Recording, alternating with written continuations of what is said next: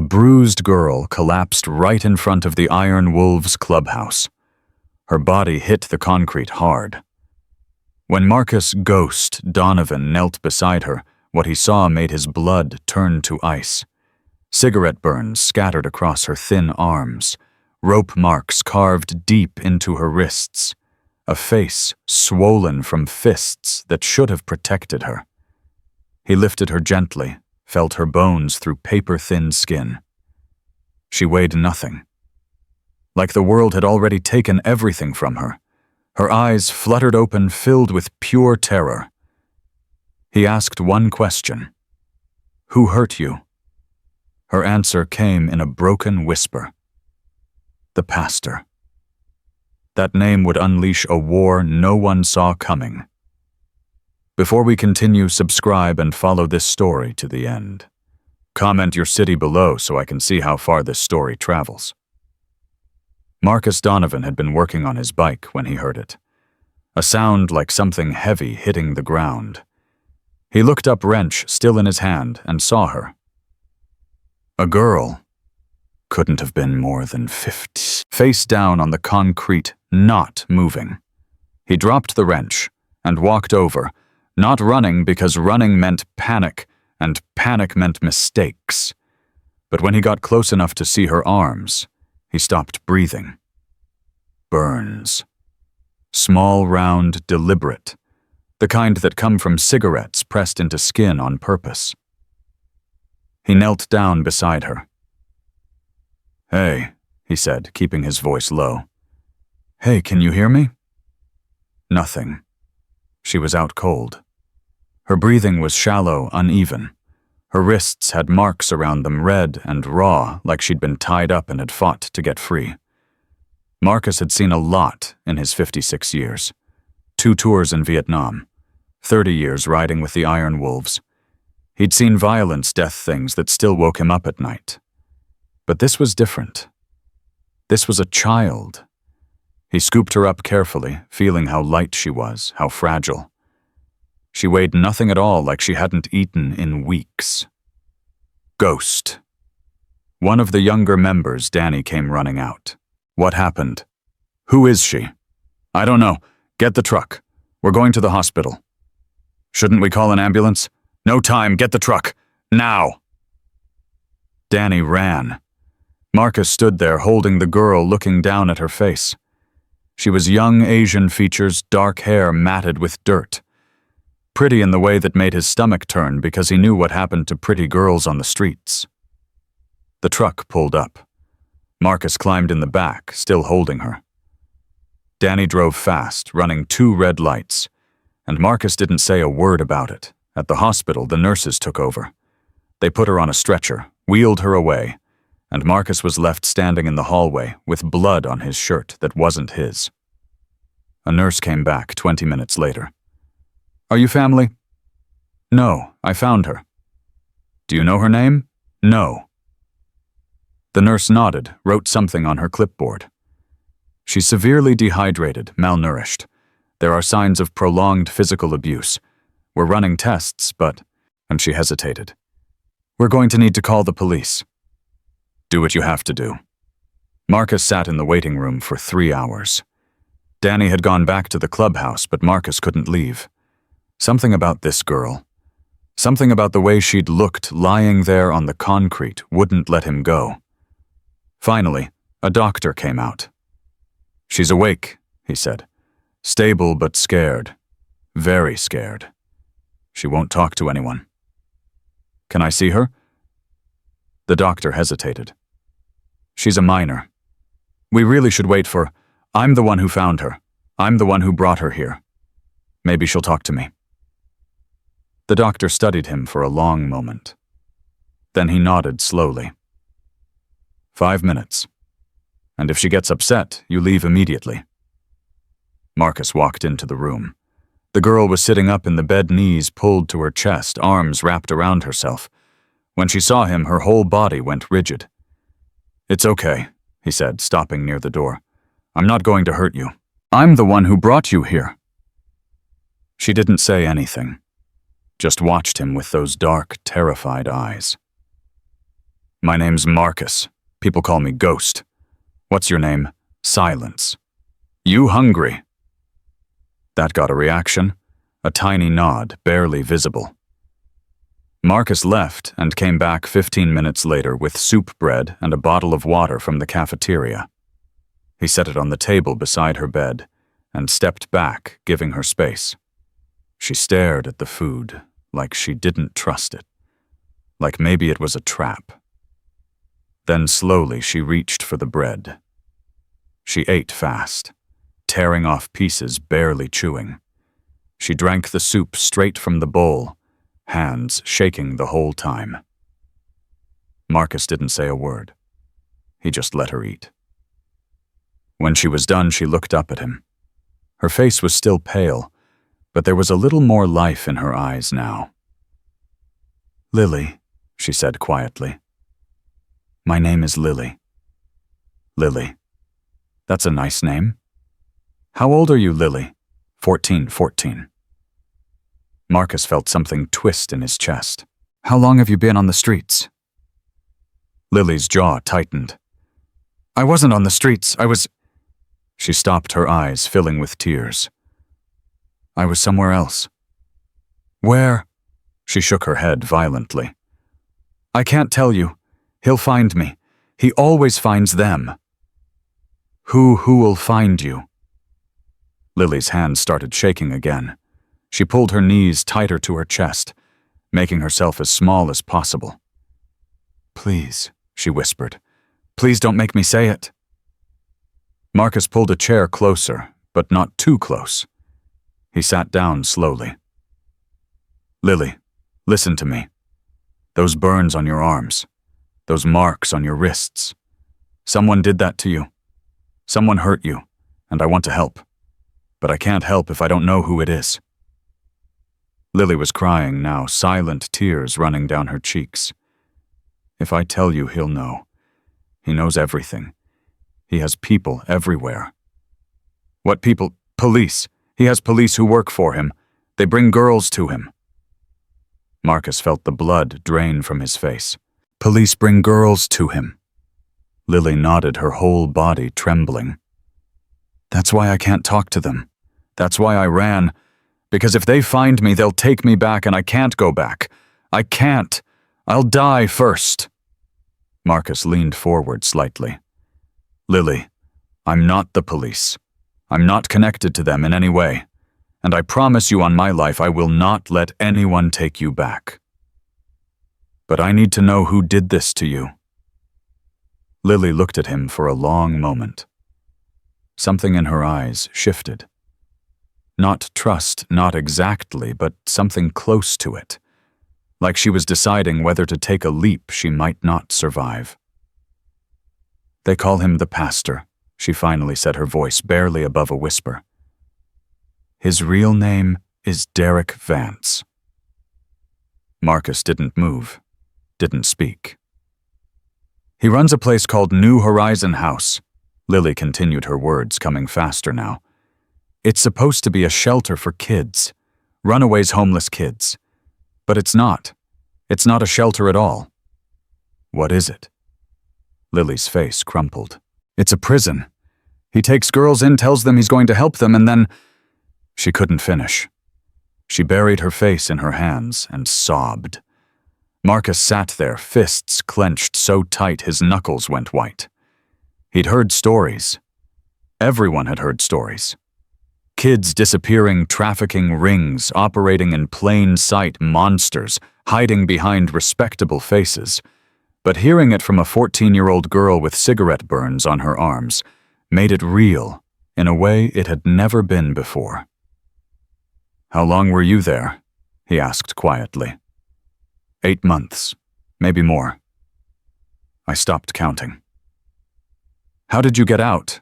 Lily looked up, wiping her eyes. "One of the other girls, Maya. She created a distraction, screamed that there was a fire, that the building was burning. Everyone panicked and I ran. I just ran and didn't stop." "What happened to Maya?" Lily's face went pale. "I don't know.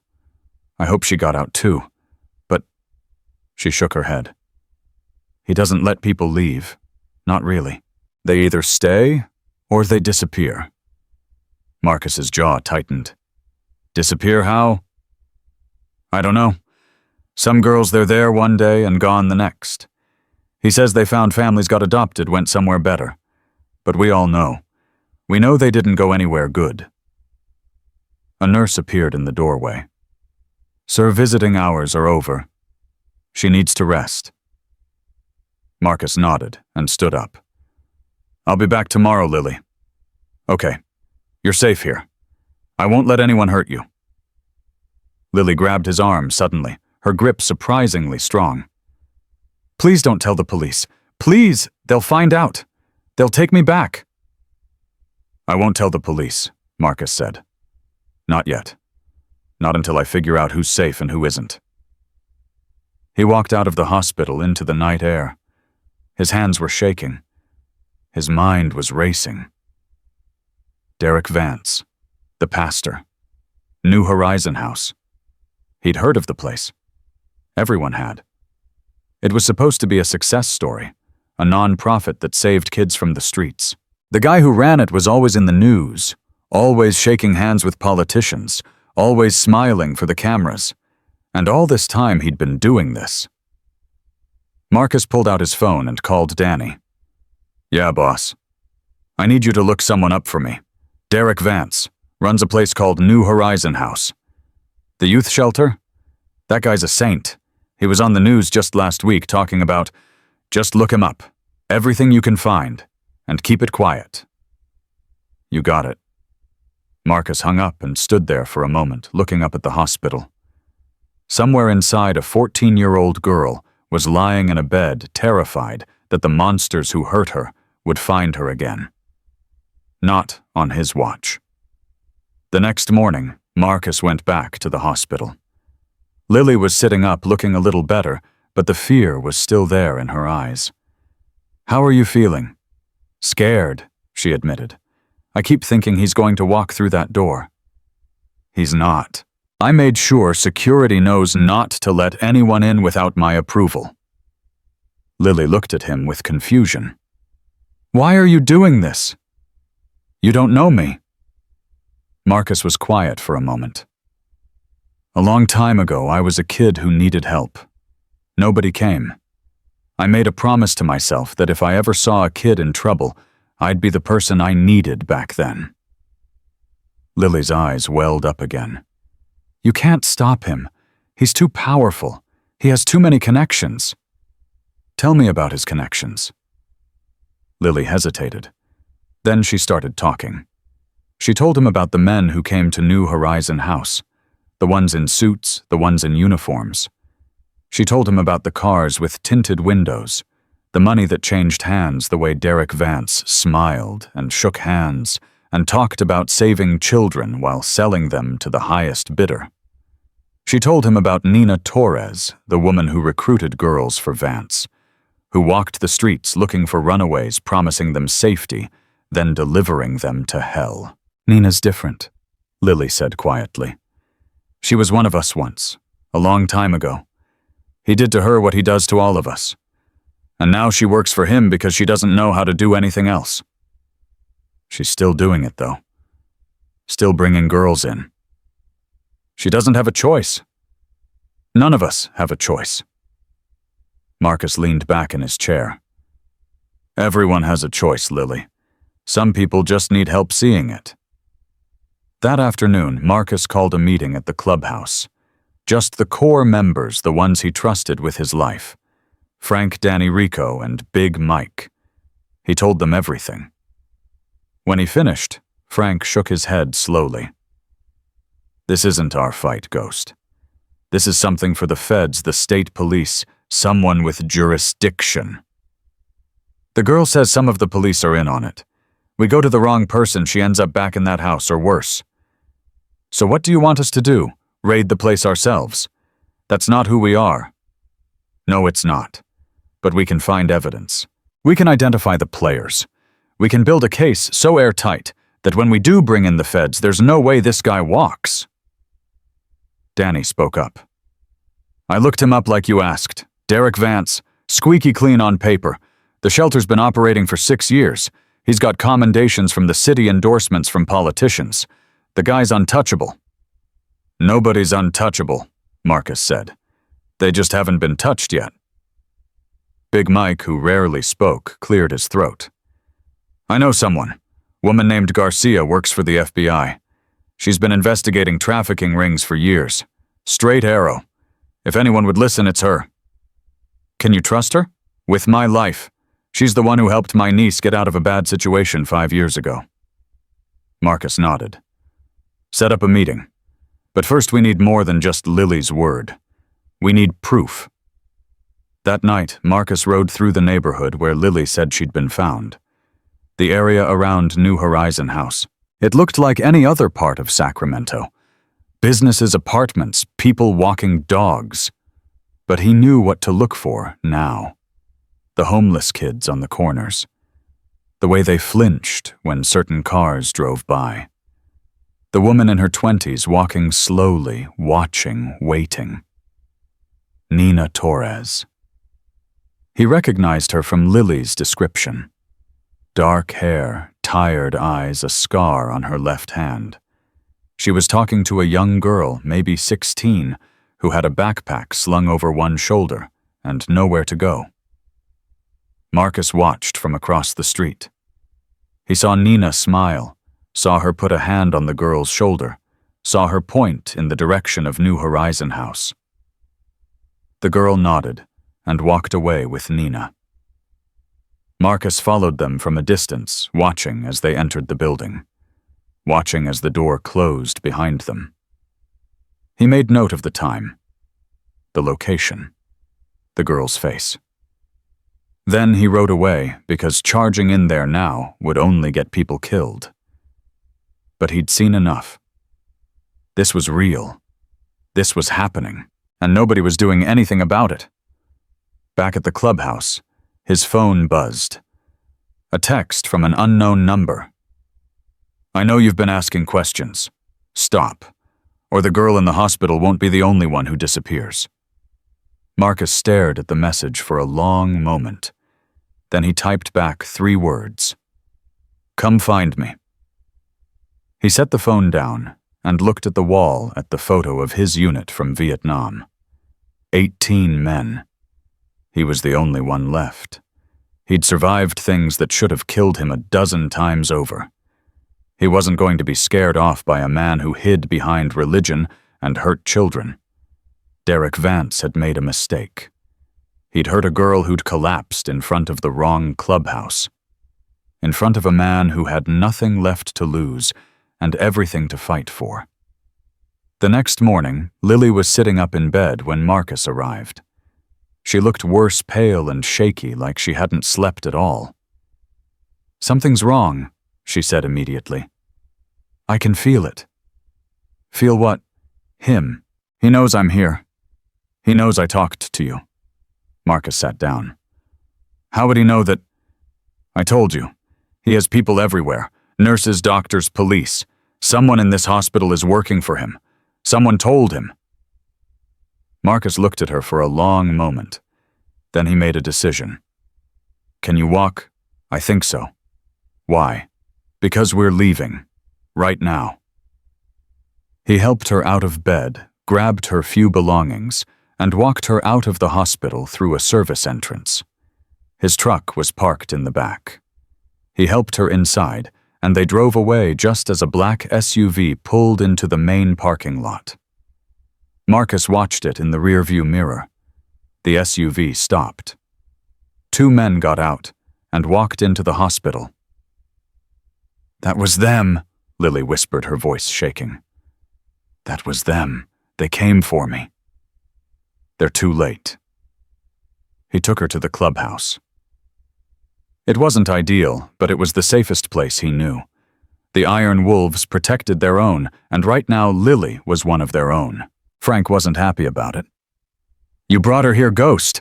If this Vance guy is as connected as you say, then he already knows about us. The text I got last night proves that. We're in this whether we like it or not." "What text?" Marcus showed him the message. Frank's face went pale. Jesus. Yeah. So we can either run and hide or we can fight back. I know which one I'm choosing. Frank stared at the phone for a long moment. Then he looked up at Marcus. What do you need? I need to talk to Nina Torres. She's the key. She knows everything about his operation. If we can get her to flip, we can bring the whole thing down. And if she won't, then we find another way. But she will, because she's as trapped as those girls, and I think she's been waiting for someone to show her the way out. That night, Marcus went back to the neighborhood. He found Nina on a street corner alone this time, smoking a cigarette. She looked tired, defeated, like she was carrying a weight too heavy for anyone to bear. He approached slowly, hands visible. You're Nina Torres. She tensed immediately. Who's asking? My name's Marcus. I found a girl yesterday, Lily Chen, 14 years old. Cigarette burns all over her arms. Nina's face went white. I don't know what you're talking about. Yeah, you do. And I think you're tired of pretending you don't. Nina took a step back. You need to leave. Right now. Or what you'll call your boss, the pastor. Marcus watched her flinch at the name. I'm not here to threaten you, Nina. I'm here to offer you a way out. There is no way out. There's always a way out. You just need someone willing to help you find it. Nina stared at him, her eyes filled with something he recognized. Fear, yes, but also hope. The desperate, fragile hope of someone who'd been in the dark for so long they'd forgotten what light looked like. He'll kill me, she whispered. If I talk to you, he'll kill me. He's already killing you. Every day you spend doing his work, a piece of you dies. I can see it. I've seen that look before. In the mirror. Nina's lip trembled. You don't understand. I was 13 when he took me. 13. For 12 years he's been all I know. I don't know how to be anyone else. Then let me help you figure it out. She was quiet for a long time. The cigarette burned down to her fingers, and she didn't seem to notice. Finally, she spoke. There's a laptop. In his office. He keeps everything on it. Names, dates, transactions. Evidence of every girl he's ever sold, every man who's ever bought. If you want to bring him down, that's what you need. Where is it? In a safe behind his desk. I know the combination. She looked up at him, tears in her eyes. But if I help you, I need something in return. Name it. Get me out. Not just out of the city. Out of this life. Somewhere he can't find me. Somewhere I can start over. Marcus nodded slowly. I can do that. But I need you to do something first. What? Tell me everything. Every detail, every name, every transaction you know about. We're going to build a case so solid that when this goes public, there's nowhere for him to hide. Nina was quiet for a moment. Then she took a shaky breath. Tomorrow night. There's a coffee shop on 3rd Street. I'll meet you there at 8. I'll be there. She turned to walk away, then stopped. That girl. Lily. Is she safe? She's safe. Nina nodded slowly. Good. She was always kind to the other girls. Even when things were bad. She deserves to be safe. She walked away into the night, and Marcus watched her go. This was it. The break he needed. If Nina came through, if she gave them what she promised, Derek Vance's empire of horror was about to come crashing down. But as Marcus rode back to the clubhouse, his phone buzzed again. Another unknown number. Another message. This one had no words. Just a photo. A photo of the Iron Wolves clubhouse. And beneath it 3 words that made his blood run cold. I always know. Marcus stared at the photo on his phone for a long time. The clubhouse, his home, the place where he'd spent 30 years of his life. They knew where he was. They knew where Lily was. He walked inside and found Frank waiting for him. We got a problem, Frank said before Marcus could speak. Someone was poking around outside about an hour ago. Black sedan, tinted windows. Sat there for 20 minutes, then drove off. They're watching us. Yeah, I figured that out. What I want to know is what we're going to do about it. Marcus showed him the photo on his phone. Frank's jaw tightened. This is getting serious, Ghost. It was always serious. A 14-year-old girl with cigarette burns on her arms. That's as serious as it gets.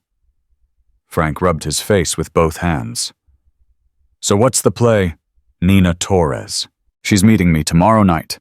She's got information that can bring this whole thing down. And you trust her. I trust that she's desperate enough to flip. Sometimes that's all you need. Lily appeared in the doorway, her face pale. They found you because of me, didn't they? Marcus turned to her. They found us because they got careless. They think they can scare us off with photos and threats. They're wrong. You don't know what he's capable of. Neither does he. That night, Marcus didn't sleep. He sat in the main room watching the door, his mind running through every scenario. Every way this could go wrong. Every way someone could get hurt. Danny came in around midnight, looking troubled. Got some news.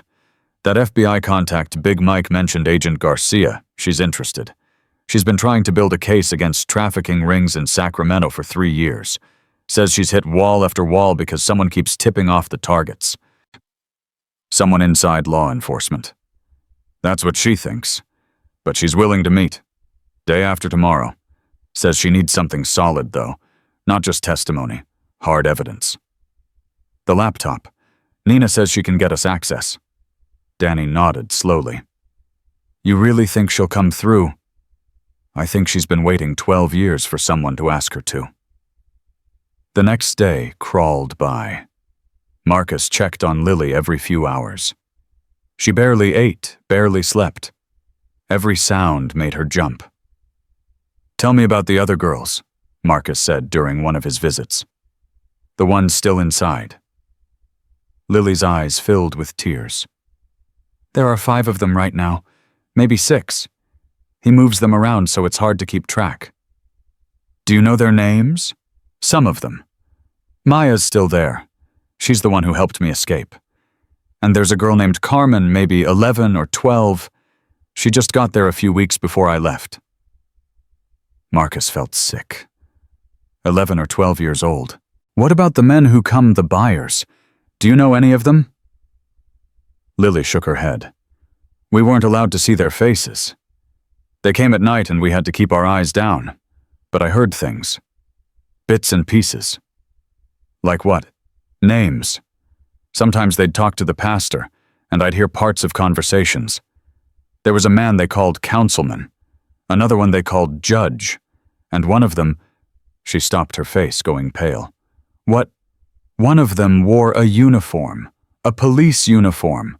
I saw it once when he left his jacket in the hallway. Marcus's hands curled into fists. Do you remember anything about him? Anything at all? He had a tattoo on his wrist, a cross with a snake wrapped around it. Marcus filed that away. A cop with a specific tattoo. That was something he could work with. By evening, Marcus was getting ready to meet Nina. Frank pulled him aside. You sure about this? No, but I'm going anyway. At least take someone with you. If she sees more than one person, she'll run. She's barely holding it together as it is. Frank didn't like it, but he nodded. Check in every 30 minutes. You miss a check-in, we come looking. Fair enough. Marcus rode to the coffee shop on 3rd Street. It was small, quiet, the kind of place where people went to be left alone. He found a table in the back and waited. 8 o'clock came and went, then 8:15, 8:30. She wasn't coming. He was about to leave when the door opened and Nina walked in. She looked terrible, like she hadn't slept in days. Her hands were shaking as she sat down across from him. I almost didn't come, she said. But you did. Yeah, I did. She laughed bitterly. Probably the stupidest thing I've ever done. Or the bravest. Nina stared at her hands. You don't understand what you're dealing with. Derek Vance isn't just some creep running a trafficking ring. He's connected to people who could make both of us disappear without a trace. Then let's make sure that doesn't happen. Tell me everything. Nina took a shaky breath. And then she started talking. She told him about the day Derek Vance found her. 13 years old, runaway from an abusive home living under a bridge. He'd seemed like a savior. Kind smile, warm food promises of a better life. The truth came later, when it was too late. For the first few years I was just like those girls, Nina said, her voice hollow. Locked up, sold, passed around. And then one day he told me I was getting too old, that I wasn't worth as much anymore. And he gave me a choice. What choice? I could disappear like the others. Or I could work for him, help him find new girls. Tears ran down her face. I chose to live. I chose to survive. And every day since then I've hated myself for it. Marcus didn't speak. He just let her talk. I've brought him 37 girls over the past 8 years, Nina continued. 37. I know all their faces. I know all their names. They visit me in my dreams asking me why. Why did I do it? Why didn't I help them? You're helping them now. It's too late. It's never too late. Nina looked up at him, her eyes red and swollen. The laptop. It's in his office, like I told you, behind a painting of the Virgin Mary. The combination to the safe is his daughter's birthday, October 17th, 2003. Marcus froze. He has a daughter. Had. She died when she was 6. Car accident. That's when everything changed. That's when he started doing this, like he was trying to replace what he lost by taking other people's children. The revelation hit Marcus like a punch to the gut. Not that it excused anything. Nothing could excuse what Derek Vance had done. But it explained the obsession, the God complex, the way he called himself, the pastor. What else is on that laptop? Everything. Financial records, client lists, photos, videos. Enough to put him away for 100 lifetimes. And the police officers who work for him? Nina nodded. There are 3 of them that I know of. 2 patrol cops and a detective. The detective is the worst. He's the one who brings girls directly to Derek. His name is Harrison. Tom Harrison. What does he look like? Tall gray hair, early 50s. She paused. He has a tattoo on his wrist. A cross with a snake. There it was. The same tattoo Lily had described. Nina, I need you to do something for me. What? I need you to get us into that building. Into his office. Her face went white. You're insane. Probably, but it's the only way. If he catches us. He won't. We'll go when he's out. You said he does his rounds on Thursday nights, right? Yeah, but there are always people there. Guards staff other girls. Then we find a way to get them out. Or we go around them. Nina stared at him for a long moment. You really think you can stop him? I think I have to try. And I think you want to help me or you wouldn't be sitting here. She was quiet for a long time. Then slowly she nodded. Thursday night. He leaves at 8, doesn't come back until midnight. That's your window. Our window? What? You're coming with me. You know the building, you know the codes, you know where everything is. I need you inside. Nina's hand started shaking again. I can't go back there. You won't be going back. You'll be burning it down. Something shifted in her eyes. Something that looked almost like resolve. Okay, she whispered. Thursday night. Marcus called Frank on the way back to the clubhouse. She's in. Thursday night we move. That's 2 days from now. What about the FBI? I'm meeting with Agent Garcia tomorrow. If Nina's information checks out, Garcia can have a team ready to move the moment we have the laptop. And if something goes wrong, then we improvise. Frank sighed heavily. This isn't how we usually do things, Ghost. Nothing about this is usual. The next morning, Marcus met Agent Garcia at a diner outside the city. She was younger than he expected, early 40s, with sharp eyes that missed nothing. "You're the one who's been asking questions about Derek Vance?" she said as she sat down. "And you're the one who's been trying to catch him for 3 years."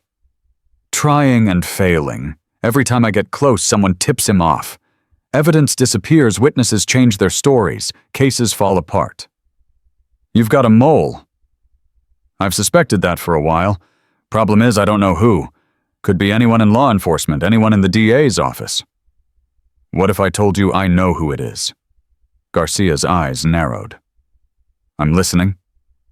"Detective Tom Harrison. He's on Vance's payroll, has been for years. He brings girls directly to the shelter." "How do you know this?" "An inside source.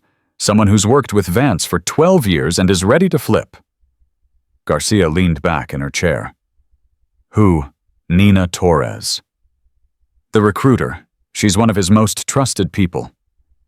She's also his longest surviving victim. She was 13 when he took her. She's been trapped ever since, and she's ready to testify in exchange for immunity and witness protection." Garcia was quiet for a moment, processing. "Even with her testimony, I need hard evidence.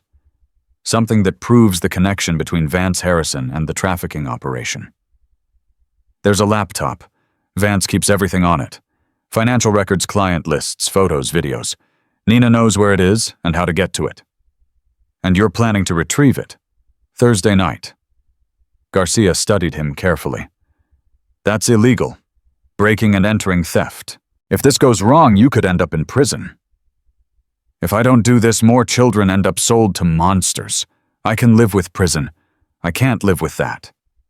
For a long moment, Garcia didn't speak. Then she pulled out a card and slid it across the table. "This is my direct number. The moment you have that laptop, you call me. I'll have a team ready to move." "What about Harrison?" "I'll handle Harrison, but I need you to promise me something." "What?" "No violence. We do this by the book. If you hurt anyone, even Vance, it compromises the entire case. He could walk." Marcus nodded slowly. "By the book." "Good."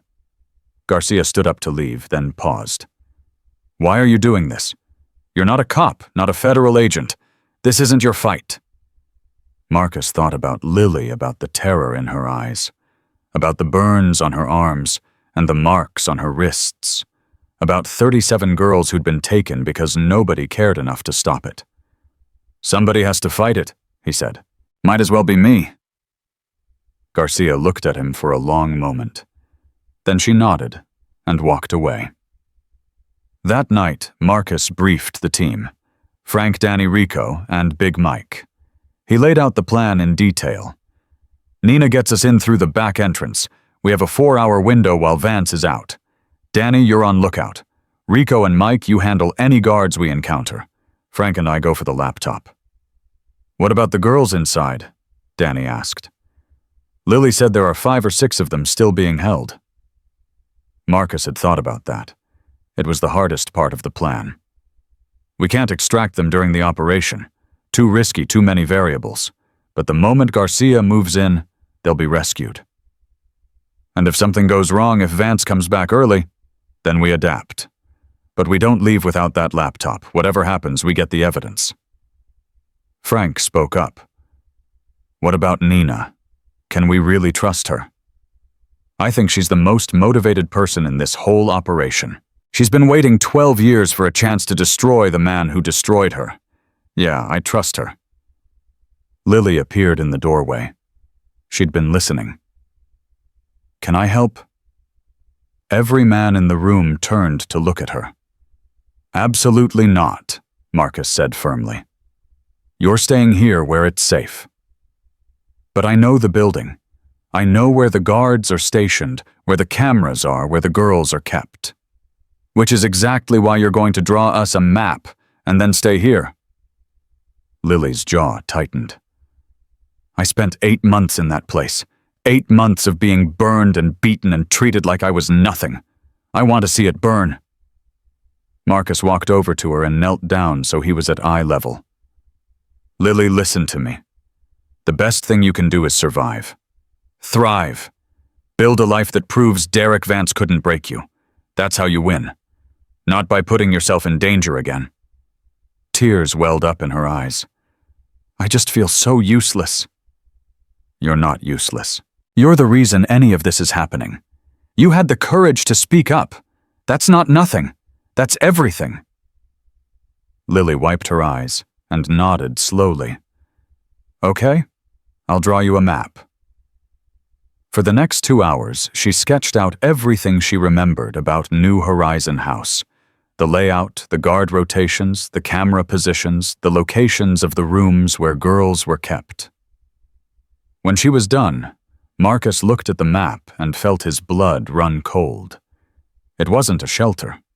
It was a fortress, designed to keep people in and prying eyes out. This is going to be harder than I thought, Frank muttered. It's going to be worth it, Marcus replied. Wednesday night, Marcus couldn't sleep. He lay in bed staring at the ceiling, thinking about everything that could go wrong. His phone buzzed. A text from Nina. He knows something's happening. He's been paranoid all day. Checking locks, making calls. Be careful tomorrow. Marcus typed back. Still good to go. A long pause. Then, yes, I'm done running.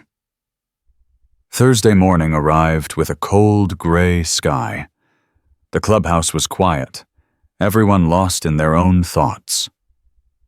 At 6 o'clock, they started loading up. Radios, flashlights, tools, everything they'd need to get in and out. At 7:30, Marcus called everyone together. Whatever happens tonight, I want you to know something. You didn't have to do this. None of you did. But you're here anyway, risking everything for a girl you didn't know, and a fight that wasn't yours. That means something. Frank clapped him on the shoulder. Save the speeches for after we win. At 8 o'clock, they rolled out. The drive to New Horizon House took 20 minutes. They parked 2 blocks away in a lot behind an abandoned warehouse. Marcus's phone buzzed. Nina. He just left. You've got 4 hours. We're moving now. Meet us at the back entrance. He looked at his team. These men had been his brothers for 30 years. They'd fought together, bled together, buried friends together. And now they were about to do something that could send them all to prison or worse. Let's go, he said. They moved through the night, silent and focused. The back of New Horizon House was dark, exactly as Nina had promised. She was waiting for them at the door, her face pale, but determined. The guards are in the front. We have maybe 10 minutes before one of them does a sweep. Then we move fast. Nina punched in a code, and the door clicked open. They slipped inside, and Marcus felt the weight of the building pressing down on him. This was where it happened. This was where children were sold and lives were destroyed. And tonight, it was going to end. The hallway was dark. Nina led them forward, her footsteps silent on the floor. Marcus followed close behind Frank, at his shoulder Rico, and Big Mike covering the rear. Danny's voice crackled through the radio. All clear outside. No movement. Copy, Marcus whispered back. Nina stopped at a corner and held up her hand. They all froze. Guard station is 20 feet ahead, she breathed. 2 men. They do rounds every 15 minutes. We just missed one, so we have maybe 12 minutes. Can we go around? There's another way, through the basement. But that's where they keep the girls. Marcus felt his chest tighten. How many? 5 last I knew. Maybe 6. Frank grabbed his arm. Ghost, we can't. The plan was to get the laptop and get out. If we try to extract those girls now, I know. Marcus's voice was strained. I know. Nina looked at him, her eyes haunted. They'll be rescued when the FBI moves in. Garcia promised. How long will that take? Hours. Maybe less if we move fast. Marcus closed his eyes for a moment. Every instinct screamed at him to go down there to get those children out right now. But if they got caught, if they blew this operation, Derek Vance would walk free. And he'd move those girls somewhere else. Somewhere no one would ever find them. We stick to the plan, he said finally. Laptop first. Then we call Garcia. They moved past the guard station, hugging the shadows. Nina's knowledge of the building was flawless. She knew every blind spot, every camera angle, every creaky floorboard. They reached the office in under 5 minutes. Nina punched in another code, and the door swung open. Marcus stepped inside. The room was exactly as Lily had described it. A desk, a chair, religious artwork on the walls. And behind the desk, a painting of the Virgin Mary. The safe is behind the painting, Nina whispered. October 17th, 2003. Frank moved to the painting and carefully lifted it off the wall. Behind it was a small safe built into the wall. He started entering the combination. Marcus watched the door, his heart pounding. Every second felt like an hour. Come on, Rico muttered. The safe clicked open. Frank reached inside and pulled out a laptop along with several external hard drives and a stack of documents. Got it. Marcus grabbed the laptop and stuffed it into his bag. Frank took the hard drives and documents. Let's move. They were halfway back to the exit when Nina suddenly stopped. Wait. What is it? Someone's coming. Marcus heard it now. Footsteps. Heavy, purposeful. Getting closer. The guards. No. Nina's face had gone white. Those aren't guard footsteps. That's him. That's Derek. Marcus's blood ran cold. He wasn't supposed to be back for 3 more hours. He knows. Somehow he knows. The footsteps were getting louder. Closer. Back door, Marcus said. Now. They ran. Stealth was gone. Speed was all that mattered now. They burst through a side corridor, Rico leading the way. Big Mike brought up the rear, his massive frame blocking the hallway behind them. And then they heard it. A voice. Calm, controlled, almost pleasant. Running won't help Nina, you know that. Nina froze. Her whole body went rigid. Marcus grabbed her arm. Keep moving. He's going to kill me. He's going to kill all of us. Not tonight, he's not. Move. They reached the back door. Frank shoved it open and they spilled out into the night air. Danny was waiting with the truck. What happened? You're early. He came back. We need to go. Now. They piled into the truck. Danny floored it before the doors were even closed. Marcus looked back through the rear window. A figure was standing in the doorway of New Horizon House, silhouetted against the light inside. Derek Vance. Watching them go. Marcus's phone buzzed. An unknown number. He answered. You made a mistake tonight, Mr. Donovan. The voice was smooth, educated, terrifying in its calmness. You took something that belongs to me, and I always get back what's mine. Those girls don't belong to you. Neither does Nina. Neither does that laptop full of evidence that's going to put you in prison for the rest of your life. A soft laugh. You think evidence matters. You think courts matter. I've beaten prosecutors, judges, federal agents. I've been doing this for 12 years and no one has ever stopped me.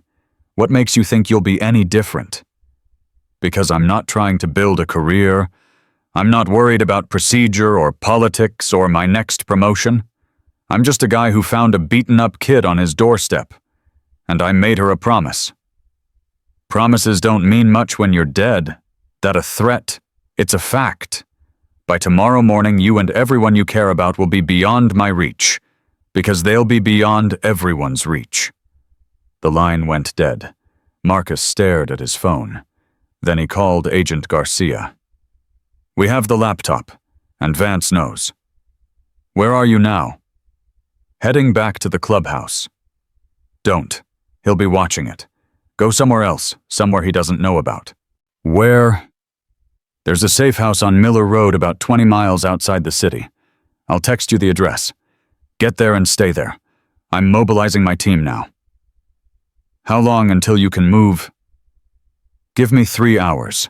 I need to coordinate with state police and get arrest warrants. And I need to make sure Harrison doesn't catch wind of this."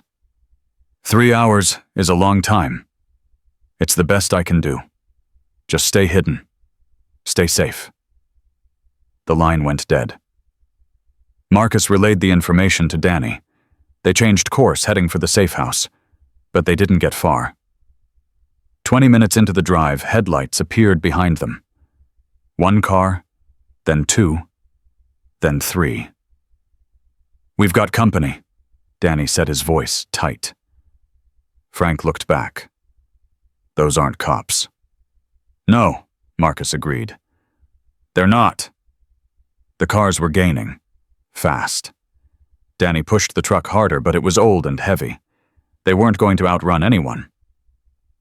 "Turn off here," Marcus said, pointing to a side road. "Into the industrial district." Danny took the turn hard. The truck fishtailed, but he held it together.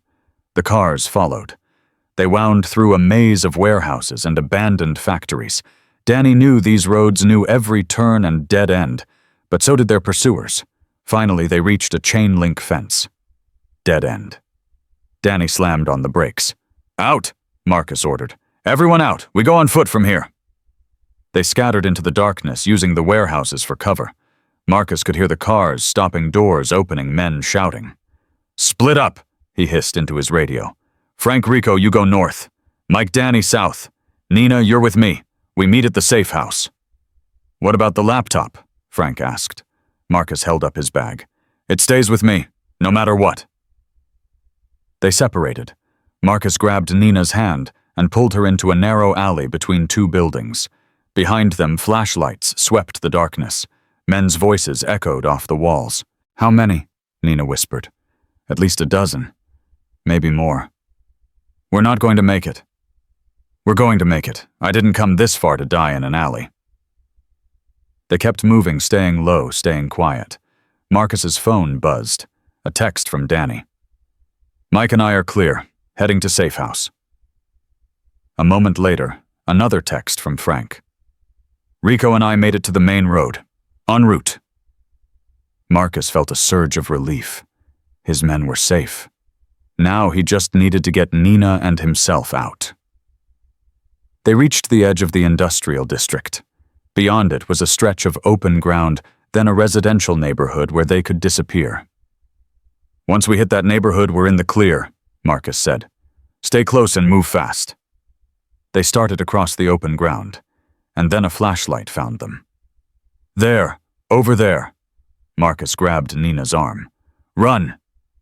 They sprinted toward the houses. Behind them, men were shouting, footsteps pounding. A gunshot cracked through the air. Something whizzed past Marcus's ear. "They're shooting at us. Keep running." Another shot. This one hit the ground at their feet. They were almost to the houses. Almost safe. And then Nina went down. Marcus heard her cry out, saw her crumple. He skidded to a stop and turned back. "Nina!" She was on the ground, clutching her leg. Blood was seeping between her fingers. "Go," she gasped.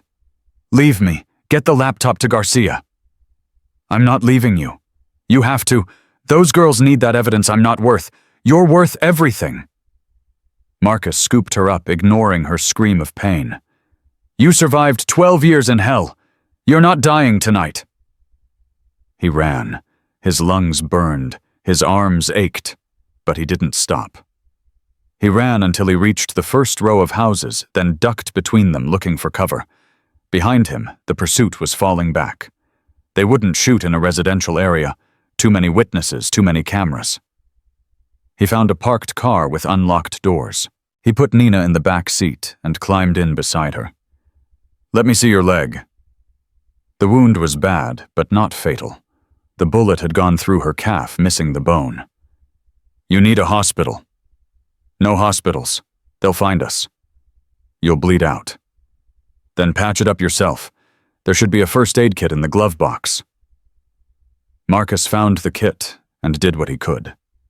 It wasn't pretty, but it stopped the bleeding. "Can you move? I'll manage." He helped her out of the car, and they kept going.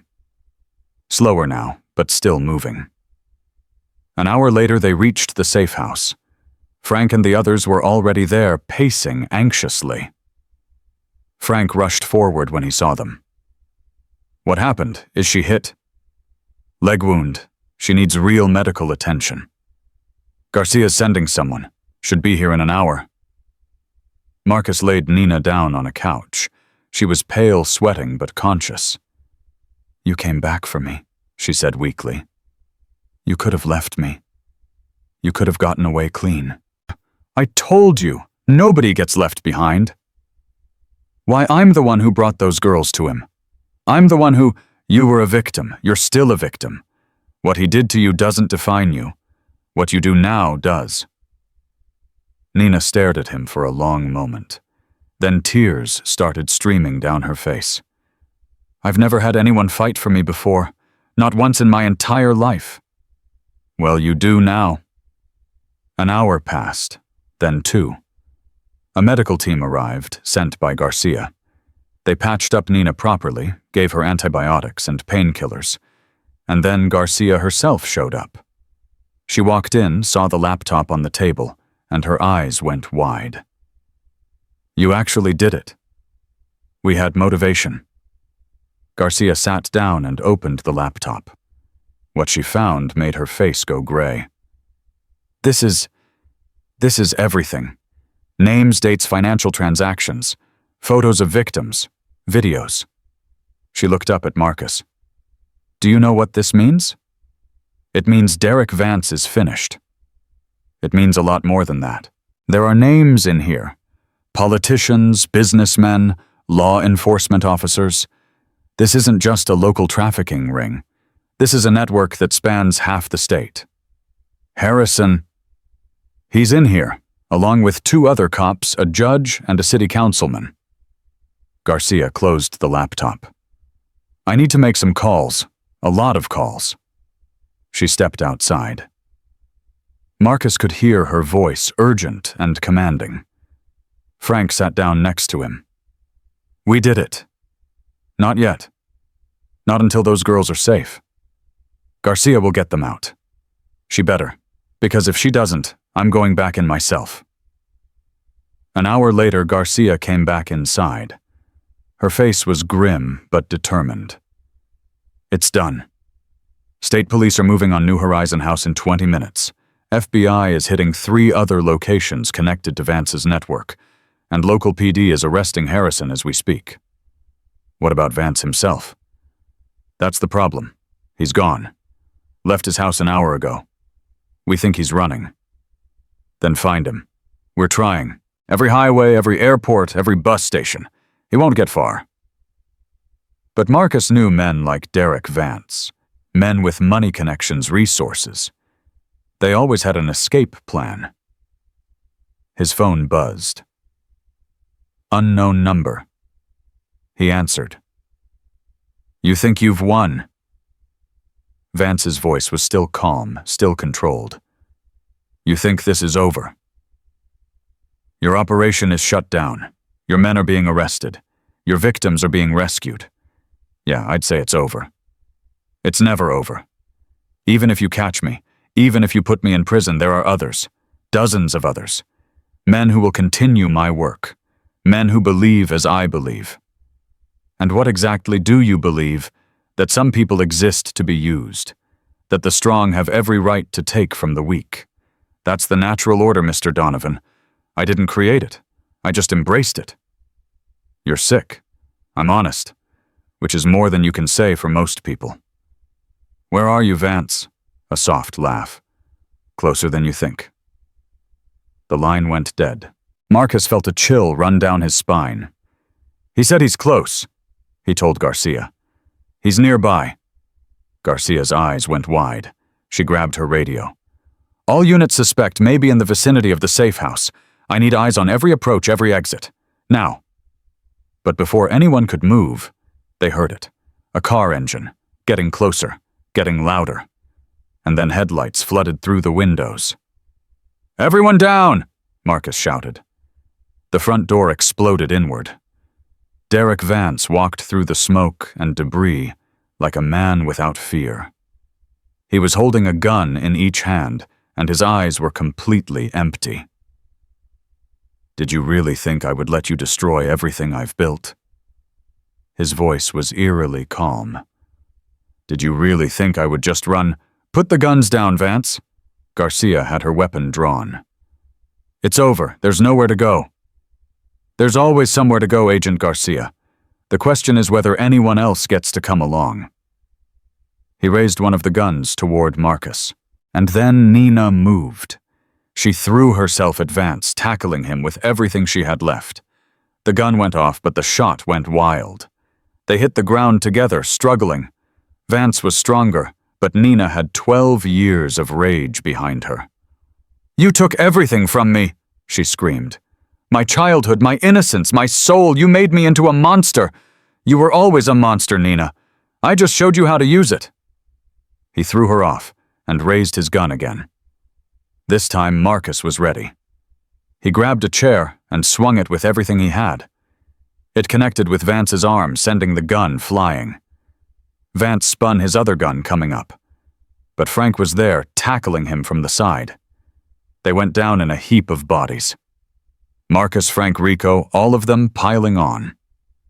Vance fought like a cornered animal, but he was outnumbered. Finally, Garcia stepped forward and pressed her weapon to his temple.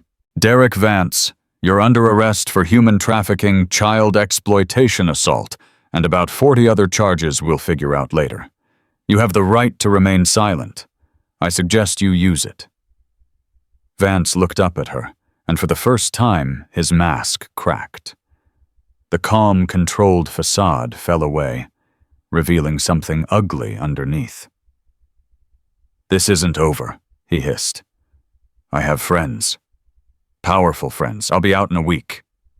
"No," Garcia said. "You won't, because your friends are being arrested right now. Harrison, the judge, the councilman, everyone in your network is going down. You have no one left." Vance's face twisted with rage. "You can't do this. I'm a man of God. I save children." "You destroy children," Nina said from where she lay on the floor. "And now you're going to pay for every single one." They cuffed him and dragged him outside. A swarm of police cars had arrived, lights flashing. Marcus watched as they put Derek Vance in the back of a cruiser. The man who had terrorized so many who had sold children and ruined lives, reduced to a prisoner in handcuffs. It should have felt like victory. But it didn't. Not yet. "The girls," Marcus said to Garcia. "What about the girls at New Horizon House?" Garcia's radio crackled. She listened for a moment, then looked at him with something like relief in her eyes. "State police just breached the building. They found 5 girls in the basement, all alive, all being transported to the hospital right now." Marcus closed his eyes. "Thank God." "There's something else," Garcia said. "One of the girls, she says her name is Maya. She's asking for someone named Lily. Says Lily promised she'd come back for her." Marcus felt tears prick his eyes. Maya. The girl who had created the distraction so Lily could escape. The girl who had sacrificed her own chance at freedom so someone else could be free. "I know where Lily is," he said. "I'll bring her to see Maya. Tomorrow when things are calmer." Garcia nodded. "You did good tonight, Mr. Donovan. A lot of children are going home because of you." "I didn't do it alone." "No, you didn't." She looked at the clubhouse members, at Nina, at all of them. "None of you had to do this. But you did it anyway. That's rare. And it matters. She walked away to coordinate the cleanup. Marcus sat down on the curb, suddenly exhausted. Frank sat down next to him. Hell of a night. Hell of a night, Marcus agreed. Think Lily will be okay after everything. Marcus thought about the 14-year-old girl with cigarette burns on her arms. The girl who had trusted a stranger enough to tell him the truth. The girl who had started all of this with 2 words. The pastor. Yeah, he said finally. I think she will be. The sun was rising when Marcus finally made it back to the clubhouse. His body ached. His hands were still shaking from the adrenaline. But there was something else, too. Something lighter. Lily was waiting for him at the door. Is it true? Her voice was trembling. Did they really arrest him? Marcus nodded. They got him. They got Harrison, too. And they rescued the girls from the basement. All 5 of them. Lily's knees buckled. Marcus caught her before she hit the ground. Maya, she whispered. Is Maya okay? She's alive. She's asking for you. Lily started crying then, not the quiet, fearful tears she'd shed before. These were different. These were tears of relief, of release, of something that had been trapped inside her finally breaking free. Marcus held her while she sobbed. He didn't say anything. He just let her feel it. When she finally pulled back, her eyes were red but clear. Can I see her? Can I see Maya? Tomorrow. The doctors want to make sure she's stable first. But yes, you'll see her. Lily wiped her face with her sleeve. I can't believe it's really over. It's not over yet, Marcus said gently. There's still a trial. Vance has money connections. He's going to fight this. But the evidence is solid. But trials take time. And Vance is going to try everything to wriggle out of this. You need to be prepared for that. Lily's jaw tightened. I'll testify. Whatever they need. I'll tell them everything. You sure it won't be easy? His lawyers will try to tear you apart. I don't care. Those girls deserve justice. I deserve justice. And I'm not going to let him scare me anymore. Marcus looked at her, at this 14-year-old girl who had survived things no child should ever experience, and he felt something close to pride. Okay, he said. Then we'll do this together. The next few days were chaos. News vans camped outside the clubhouse. Reporters called every 5 minutes, wanting interviews, wanting details, wanting the story. Marcus refused them all. Agent Garcia kept him updated on the investigation. The laptop had been a gold mine. Names, dates, transactions, everything they needed to build an airtight case. 17 people had been arrested so far. 3 police officers, including Detective Harrison. A city councilman. A juvenile court judge who had been funneling foster kids into Vance's network. Several businessmen who had paid for access to the girls. And Derek Vance himself locked up in federal custody with no bail. He's claiming the laptop was planted, Garcia told Marcus during one of their calls. Says you broke into his office and fabricated the evidence. Of course he is. His lawyers are good, really good. They're already filing motions challenging the chain of custody, questioning Nina's credibility. Can they win? Not a chance. We have too much. Witness testimony, financial records, forensic evidence from the basement. This case is solid. How long until trial? 6 months, maybe 8. These things take time. Marcus hung up and sat in silence for a long moment. 6 months. 8 months. That was a long time to wait for justice. But they would wait. They had no choice. A week after the arrests, Lily finally got to see Maya. Marcus drove her to the hospital. She was quiet the whole way, staring out the window, her hands folded in her lap. Nervous? Marcus asked. Terrified, she admitted. What if she blames me? What if she hates me for leaving her behind? You didn't leave her behind. You escaped because she gave you the chance. That's not the same thing. It feels the same. They walked into the hospital together. A nurse led them to Maya's room. Lily stopped at the door, frozen. Go on, Marcus said gently. I'll wait out here. Lily took a deep breath and walked inside. Maya was sitting up in bed. She was thin, pale, with dark circles under her eyes. But when she saw Lily, her whole face lit up. Lily, Maya. They crashed into each other, hugging so tight it looked like neither one would ever let go. I can't believe you're here, Maya sobbed. I can't believe it's really you. I'm here, and I'm never going away again. They held each other and cried. Marcus watched from the doorway, his own eyes burning. I'm so sorry, Lily said. I'm so sorry I couldn't come back for you. You did come back. You brought people who saved us. You're the reason we're alive. I should have done more. I should have... Stop. Maya pulled back and looked at her. You survived. You got out. And you didn't forget about us. That's everything, Lily. That's more than anyone else ever did. Lily wiped her eyes. How are the other girls? Scared, confused, but alive. Carmen, the little one. She keeps asking when she can go home. Does she have a home to go to? Maya's face fell. I don't know. Most of us don't. Then we'll figure it out. Together. Maya smiled through her tears. Together. Marcus spent the next few weeks helping the girls find placement. It wasn't easy. The foster system was overloaded, and these girls had special needs. Trauma therapy, medical care. He worked with Garcia and social services to find solutions.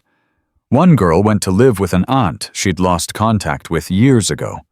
Another was placed with a foster family that specialized in trauma survivors. Carmen, the youngest, was matched with a couple who had been waiting years to adopt. And Maya stayed at the hospital until her wounds healed, then moved into a group home that Marcus personally vetted. You're doing a lot for these girls, Garcia observed during one of their meetings. More than you have to. Somebody should have done it a long time ago. That's not an answer. Marcus was quiet for a moment. When I was a kid, I needed help. Nobody came. I made a promise to myself that if I ever saw a kid in trouble, I'd be the person I needed back then. I'm just keeping that promise. Garcia studied him. You're a good man, Marcus Donovan. I'm a man who's tired of watching children get hurt while everyone else looks the other way. Fair enough. The trial began 8 months later. Derek Vance sat at the defense table looking calm and composed in an expensive suit. His lawyers were some of the best money could buy. But it didn't matter. The evidence was overwhelming. Financial records, witness testimony, forensic evidence from the basement of New Horizon House. One by one, the pieces came together, painting a picture of systematic abuse and exploitation that spanned more than a decade. Nina testified first. She walked into the courtroom on shaky legs, but her voice was steady. I was 13 when he took me, she said. For 12 years, I was either his victim or his tool. I did terrible things because I believed I had no choice, but I always had a choice. I just couldn't see it until someone showed me. Who showed you? The prosecutor asked. Nina looked at Marcus, who was sitting in the gallery, a man who found a beaten-up girl on his doorstep and decided she mattered.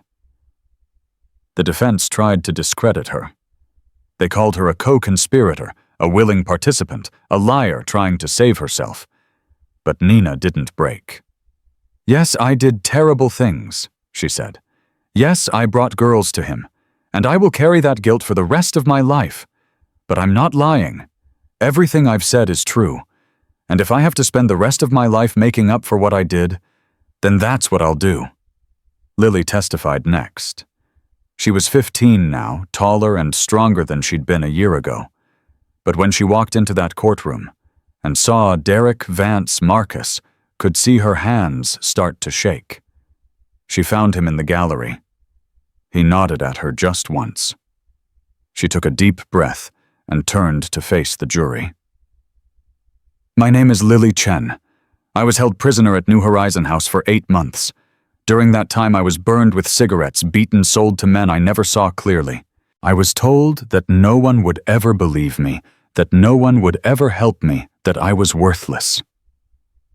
Her voice cracked, but she kept going. "For a long time I believed it. I believed I was nothing. I believed I would die there, and no one would ever know or care." She paused, wiping her eyes. "But then I escaped. I collapsed on a sidewalk, and a man I'd never met picked me up and took me to a hospital.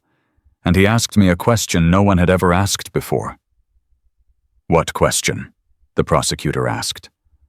Lily looked directly at Derek Vance for the first time. "Who hurt you?" The courtroom was silent. 3 words, Lily continued. That's all it took. 3 words, and everything changed. Because for the first time in my life, someone cared. Someone was willing to fight for me. And that gave me the courage to fight for myself. The defense cross-examined her aggressively. They questioned her memory, her motives, her credibility. But Lily didn't waver. She answered every question calmly, clearly, with a strength that seemed to grow with every word. When she finally stepped down, the jury was in tears. One by one, the other victims testified. 5 girls from the basement, each with their own story of horror and survival. Former victims who had aged out of the system and never told anyone what happened to them. Staff members from New Horizon House who had suspected the truth, but been too afraid to speak. And then there was Detective Harrison. He had cut a deal with prosecutors. Full testimony in exchange for a reduced sentence. "I've worked for Derek Vance for 7 years," he said, his voice flat and emotionless. "I brought him girls from the streets, from foster homes, from anywhere I could find them. I was paid well for my services." "How many girls did you deliver to Mr. Vance?" Harrison was quiet for a moment. "I don't know exactly. Maybe 50? Maybe more." Gasps rippled through the courtroom. "And what did you believe happened to these girls?" "I knew what happened to them. Everyone knew. We just didn't care." The trial lasted 6 weeks. When it was finally over, the jury deliberated for less than 4 hours. Guilty. On all counts. Derek Vance showed no emotion as the verdict was read. He just stared straight ahead, his face a mask. The judge sentenced him to 45 years in federal prison. No possibility of parole. "Mr. Vance," the judge said, "you have committed crimes that defy description. You preyed on the most vulnerable members of our society. You exploited their desperation, their loneliness, their need for love and protection. And you sold them to the highest bidder like they were property." She paused, her voice thick with emotion. "There is no sentence that can undo the harm you've caused. But I hope that every day you spend in prison, you will think about the children whose lives you destroyed. And I hope you understand that you will never hurt anyone again." Vance was led away in handcuffs. As he passed Marcus, he stopped and looked at him with those cold, empty eyes. "This isn't over," he said quietly. "My people are still out there. You'll never be safe." "Neither will you," Marcus replied. "And I hear child traffickers don't do well in prison." Something flickered in Vance's eyes. Fear, maybe, or just the realization that for the first time in his life, he wasn't in control. Guards led him away, and Marcus never saw him again. In the months that followed, the ripple effects of the trial continued to spread. 17 more people were arrested in connection with Vance's network. New laws were passed to protect vulnerable children. Funding was increased for victims' services, and the Iron Wolves clubhouse became something unexpected, a symbol of hope. People started showing up kids who had aged out of foster care with nowhere to go, runaways looking for safety, parents desperate to find their missing children. Marcus couldn't help them all, but he helped as many as he could. He used his connections, his resources, his reputation to open doors that had been closed. He found jobs for young people who had never had a chance. He connected families with services they didn't know existed. He fought for children who had no one else to fight for them.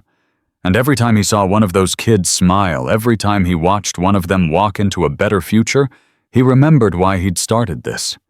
Because someone should have helped them a long time ago. One evening, about a year after the trial, Lily came to see him at the clubhouse.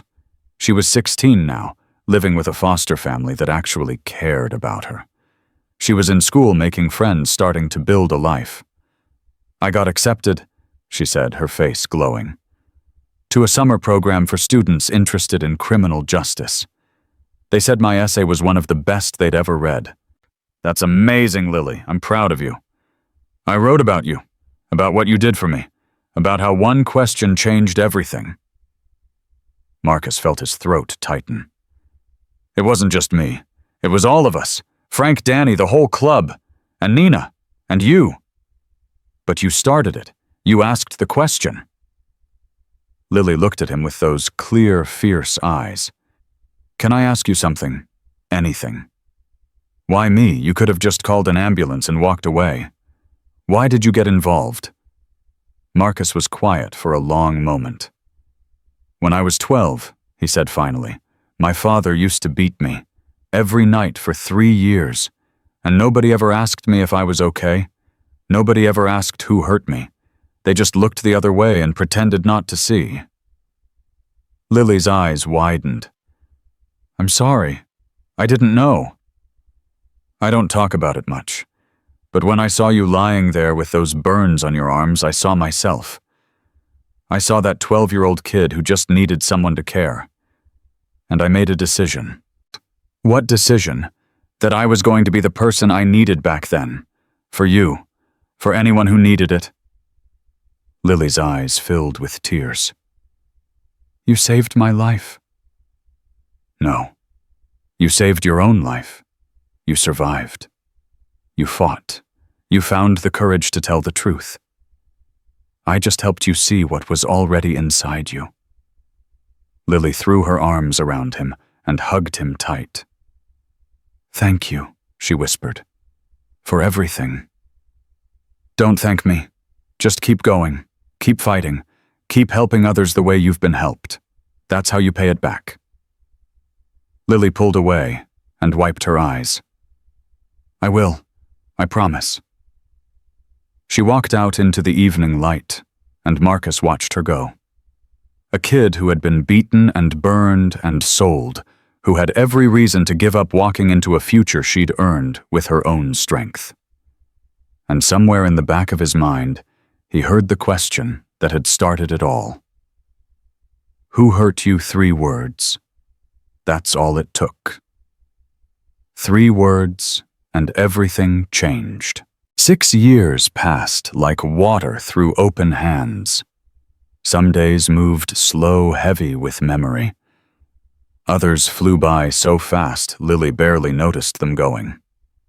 She was 20 years old now, a junior at Sacramento State, majoring in criminal justice with a minor in psychology. She lived in a small apartment off campus, paid for with scholarships, and a part-time job at a coffee shop near the university. Her life looked nothing like it had 6 years ago.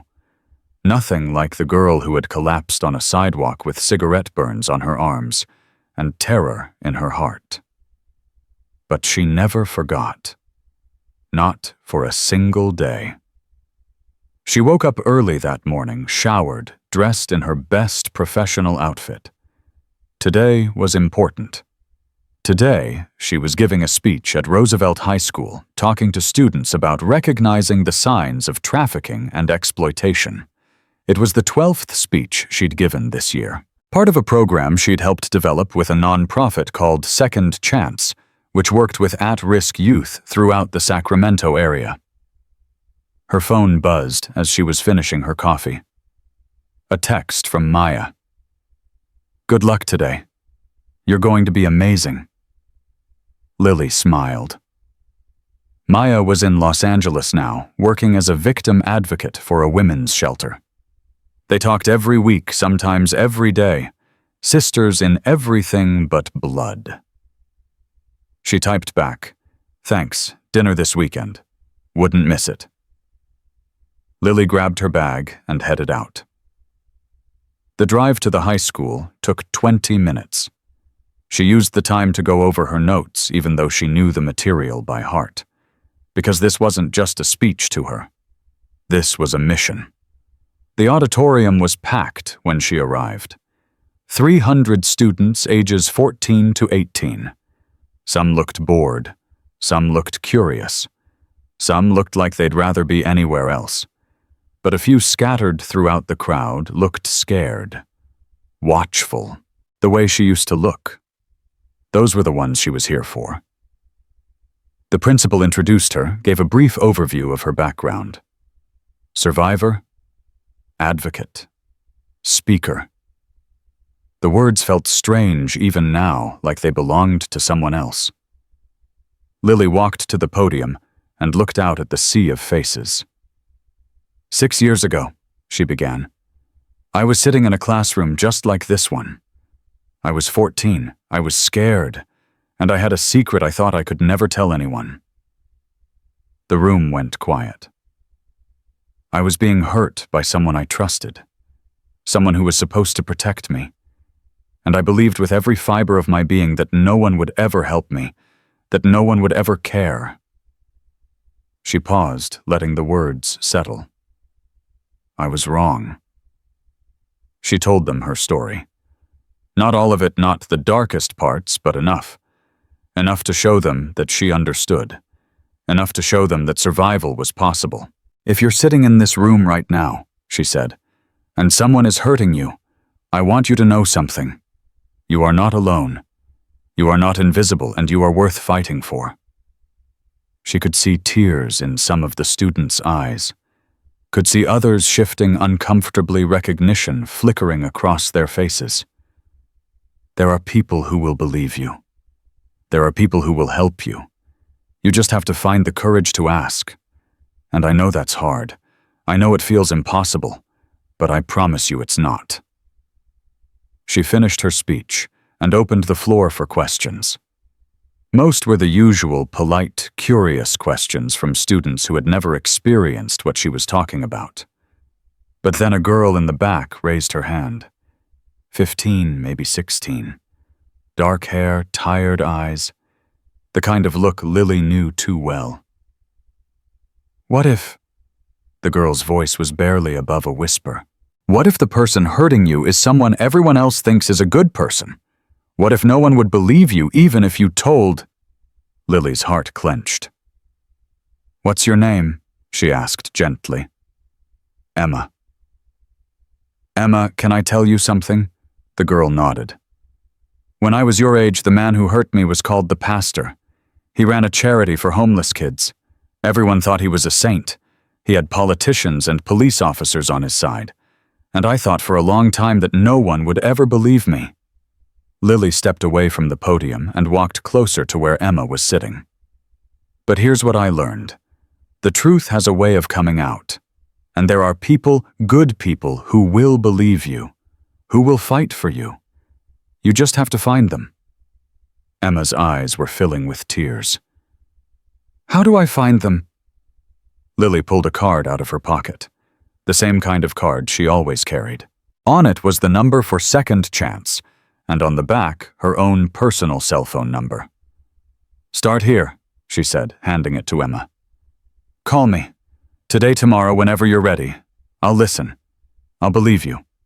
And we'll figure out what to do together. Emma took the card with trembling hands. Thank you. Don't thank me. Just call. After the assembly, Lily was gathering her things when a teacher approached her. That girl Emma, she's one of my students. I've been worried about her for months, but I could never get her to talk to me. She might talk now. Keep an eye on her. And if she does reach out, believe her. I will. Thank you for coming today. Lily nodded and walked out to her car. She sat behind the wheel for a long moment thinking about Emma, about all the Emmas out there who were still trapped, still waiting for someone to see them. Her phone buzzed. Unknown number. She answered. Is this Lily Chen? Yes. Who's this? My name is Detective Williams. I work with a task force investigating human trafficking in the Sacramento area. I got your name from Agent Garcia. She said you might be able to help us with something. Lily's pulse quickened. What kind of help? We've identified a network operating in the Bay Area, similar MO to Derek Vance. Fake shelters vulnerable kids, the whole thing. We're building a case, but we need someone who understands how these operations work from the inside. Someone who can help us identify the signs. I'm a college student. I'm not law enforcement. I know, but Agent Garcia said you're one of the most knowledgeable people she's ever met when it comes to this stuff. She said you have instincts that can't be taught. Lily was quiet for a moment. This was bigger than giving speeches. This was actually going after the people who did what Derek Vance did. When do you need me? Can you come to our office tomorrow, 10 a.m.? I'll be there. She hung up and sat in silence, her heart pounding. 6 years ago, she'd been a victim, then a survivor, then an advocate. Now she was becoming something else. A hunter. That evening she drove to the Iron Wolves clubhouse. It looked the same as it always had. A little more worn, maybe. A little quieter. Marcus had retired from active club life 2 years ago, but he still lived in the apartment above the main building. She found him working on his bike, just like the first time she'd seen him. His hair was grayer now, his movements a little slower, but his eyes were the same.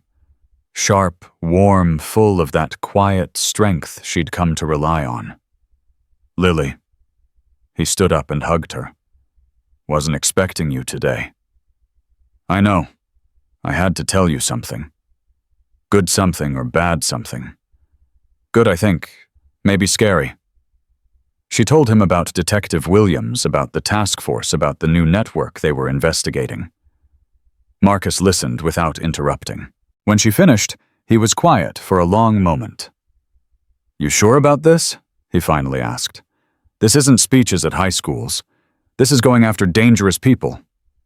I know. People who would hurt you if they knew who you were. I know that too.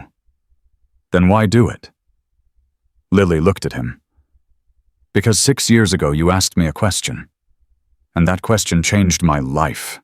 Now I want to ask that question to other kids who are going through what I went through. I want to find them before it's too late. Marcus's eyes glistened. I'm proud of you. You know that. I do. And I'm grateful for everything you did for me. I didn't do anything special. I just saw a kid who needed help. That's exactly what made it special. Nobody else saw me. Nobody else cared. But you did. She paused. I want to be that person for someone else. For as many someones as I can. Marcus nodded slowly. Then do it. But promise me something. What? Promise me you'll be careful. These people, they're not like Vance. They've learned from his mistakes. They're smarter, more cautious, more dangerous. I will. I promise. He hugged her again, longer this time. Your parents would be proud of you, he said quietly. Wherever they are. Lily felt tears prick her eyes.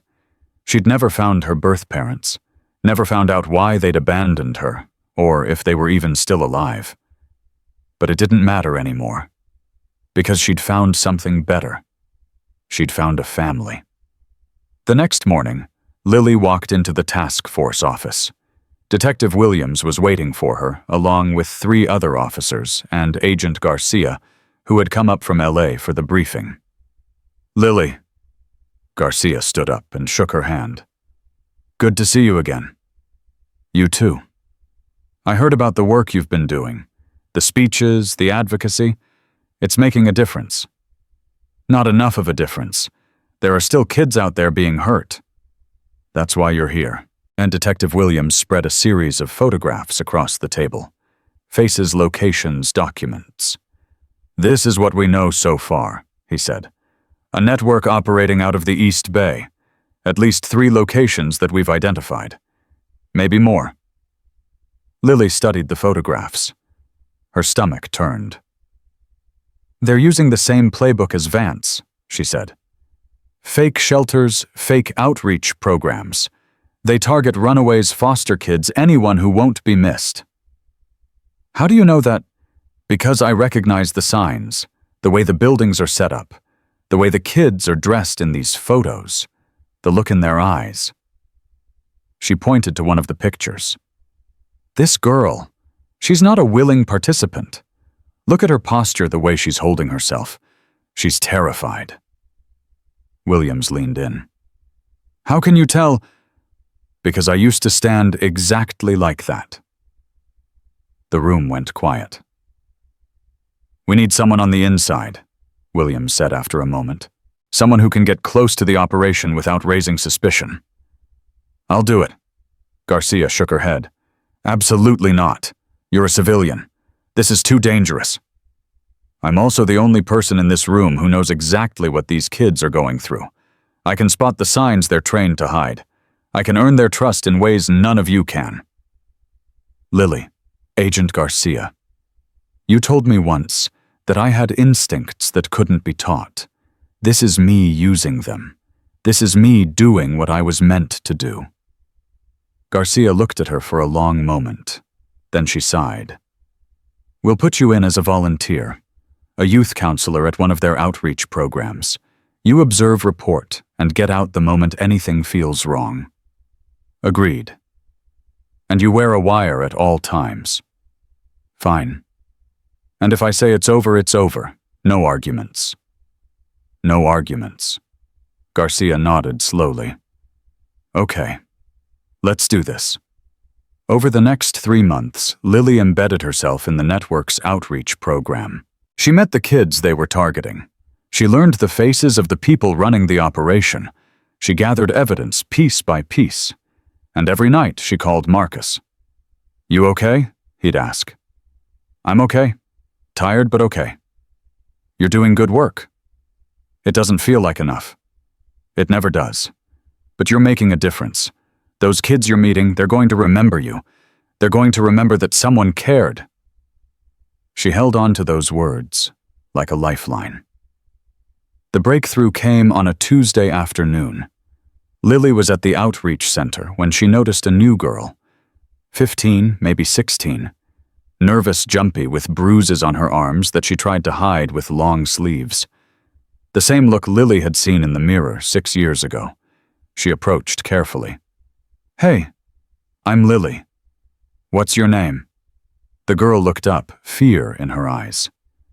"Jasmine." "Nice to meet you, Jasmine. You okay?" "I'm fine." "You sure? Because you look like you could use someone to talk to." Jasmine's lip trembled. "I can't talk to anyone. If I do, they'll—" She stopped, her eyes going wide. Lily followed her gaze. A man had just walked into the building, tall, well-dressed, with a smile that didn't reach his eyes. Jasmine grabbed Lily's arm. "Please, please don't let him take me back." Lily's heart was pounding. "Where does he want to take you?" "To the house. Where they keep us. Where they—" The man spotted them and started walking over.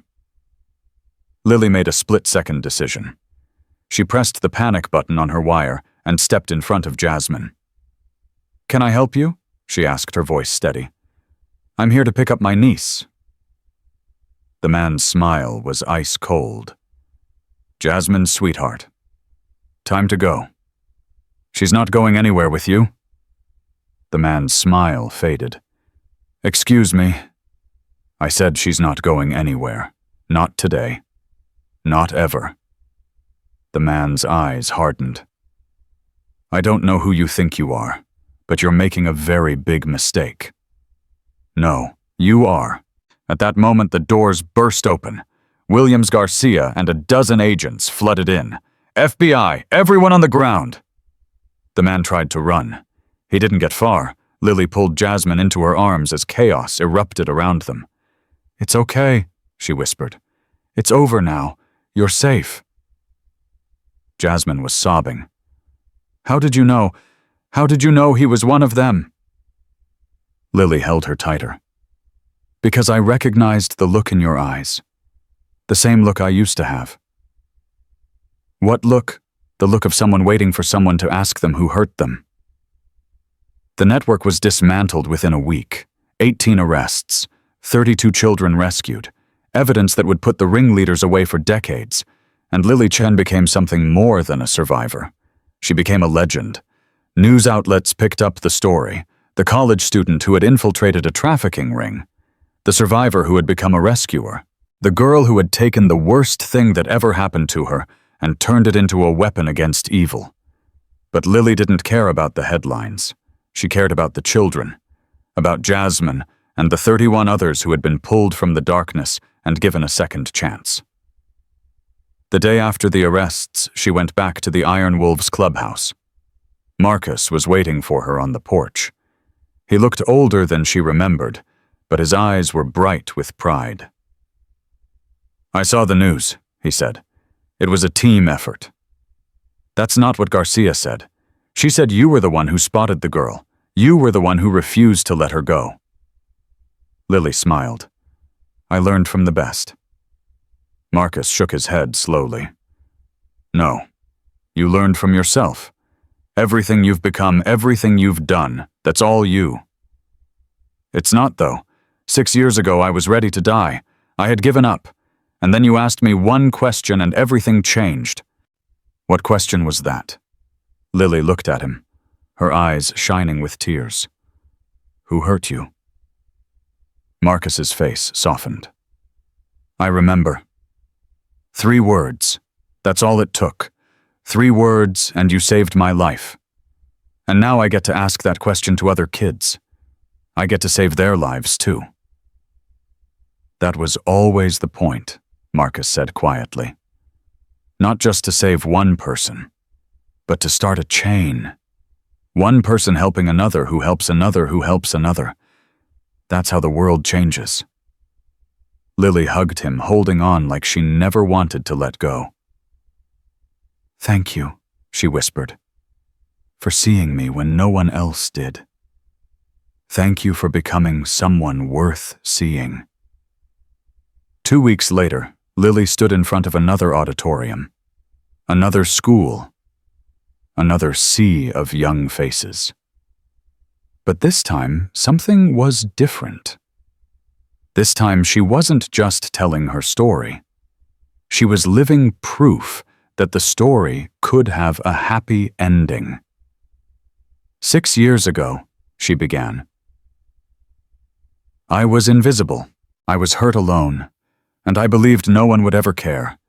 I believed I would die that way. She paused, looking out at the crowd. I was wrong, because one man saw me. One man asked me a question that changed everything. And now I'm standing here asking you to do the same thing. She held up one of her cards. If you see someone who's hurting, don't look away. Don't assume someone else will help. Be the person who asks the question. Be the person who cares.